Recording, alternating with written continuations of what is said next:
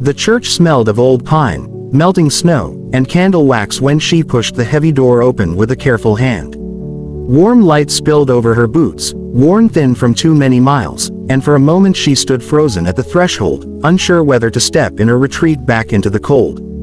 Voices echoed inside. Laughter, greetings, the low hum of people settling into wooden pews for the Christmas carol rehearsal. She pulled her coat tighter around herself, as if fabric could protect her from the weight of so many eyes. No one there knew her name, and that was both a relief and a wound.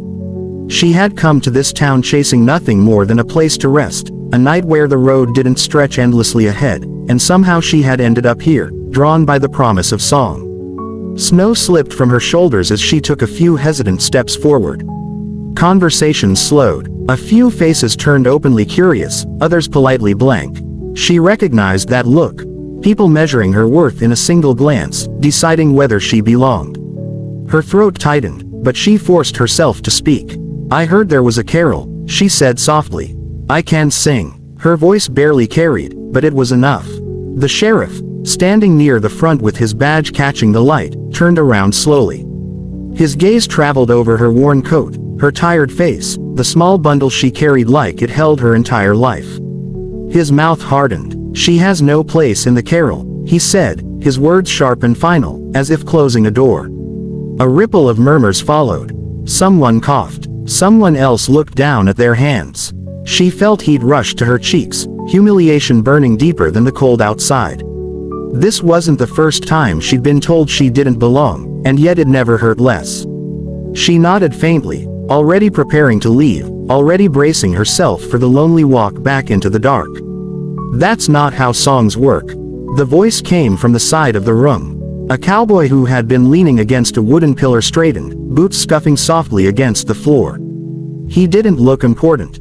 No badge, no fine coat, but there was a quiet certainty in the way he stood. His hat shadowed his eyes, yet when he spoke again, everyone listened. "Every voice has a place somewhere." The sheriff snorted, unimpressed.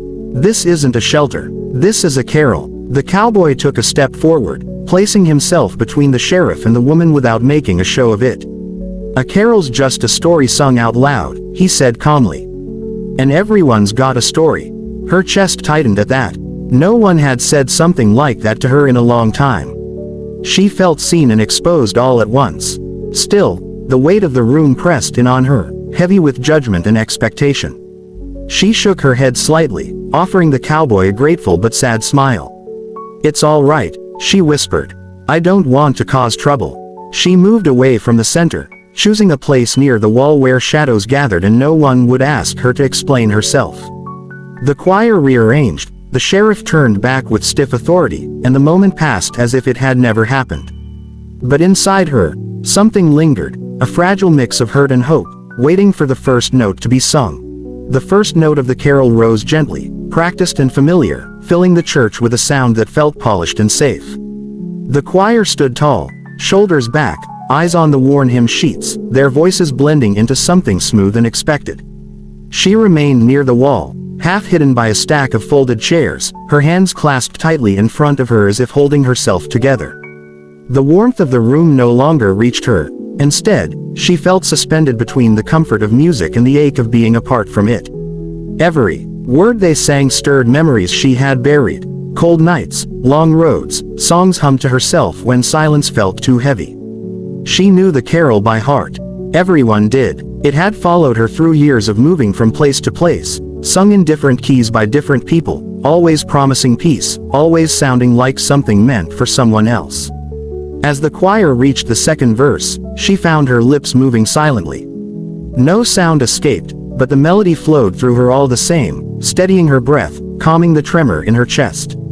She closed her eyes, letting the voices carry her, pretending for a moment that she was part of them, that no one had looked at her and decided she didn't belong. Across the room, the cowboy noticed. He leaned against the pillar again, arms crossed loosely, his attention no longer on the sheriff or the choir but on her. He saw the way her mouth shaped the words, the way her shoulders rose and fell in time with the music. There was something familiar in it, something he recognized from lonely campfires and nights on the trail when a song was the only companion that didn't ask questions. He didn't interrupt, didn't draw attention. He simply watched, as if guarding a fragile moment. The sheriff stood front and center, chin lifted, satisfied with the order he believed he had kept. To him, the carol was about tradition, about keeping things the way they had always been. He didn't notice how the harmony wavered slightly, how a few voices faltered as eyes drifted toward the woman by the wall. The music, once so confident, began to thin, as if it were waiting for something more. Then came the pause, a brief, unintended silence between verses, where the organist lifted their hands and the choir drew in a collective breath. In that fragile space, she felt something shift inside her. The words she had swallowed earlier pressed against her chest, demanding release.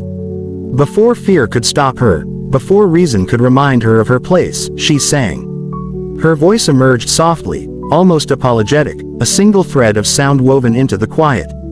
Heads turned. Someone gasped. She didn't stop. The next note came stronger, trembling but true, carrying a raw honesty that didn't ask permission. It wasn't trained or perfect, but it held years of longing, of being unheard. The choir stood frozen, unsure whether to continue or fall silent, and one by one, their voices faded, leaving only hers. She sang with her eyes closed, unaware of the room, unaware of the sheriff's stunned expression or the way the cowboy straightened, a slow smile spreading across his face.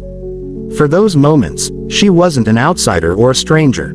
She was simply a voice, rising alone, filling the church with something no one had expected but everyone felt. The final note lingered in the air long after her voice fell silent, trembling like a held breath that no one dared release. She opened her eyes slowly, the weight of what she had done crashing over her all at once. Her heart pounded so loudly she was sure everyone could hear it. For a moment, no one moved.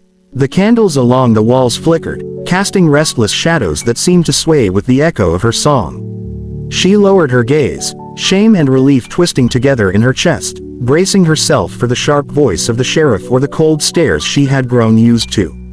The sheriff stood rigid at the front, his certainty shaken. He had enforced rules all his life, drawn lines he believed kept the world orderly and safe. But standing there now, he found no words that fit what had just happened. The song had slipped past his authority, past his judgment, and settled somewhere deeper, where badges and titles held no power. He cleared his throat, as if to speak, but nothing came. Around him, people shifted uncomfortably, some blinking back tears they hadn't expected to feel. The sound of clapping broke the silence, slow, deliberate. The cowboy stood straight, his hands coming together with quiet confidence. His applause wasn't loud, but it was certain, and it gave others permission to follow. One by one, the church filled with the sound, hesitant at first, then swelling into something warm and undeniable. She flinched at the noise, startled, lifting her head in disbelief. She had expected to be asked to leave, not to be seen. Her eyes met the cowboy's across the room. He tipped his hat slightly, a simple gesture that carried more kindness than words ever could. In that small motion, she felt gratitude rush through her, sharp and sudden. She hadn't needed defending, not really. She had needed space to be herself, and somehow he had understood that without trying to own her voice or her moment. As the applause faded, the choir members looked at her differently now.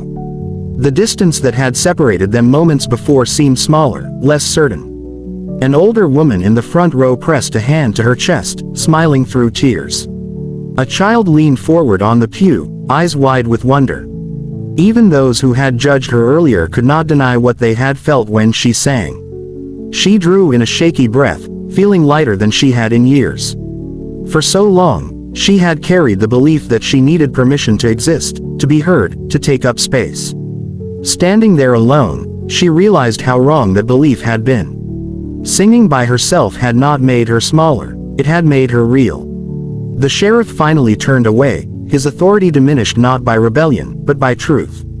No one waited for his approval now. The cowboy stepped back to his place by the pillar, content to let the moment belong to her. She adjusted the scarf around her neck and took a step toward the door, not in retreat, but in quiet confidence. Wherever the road led next, she would carry this with her, the knowledge that her voice, even when it stood alone, was enough.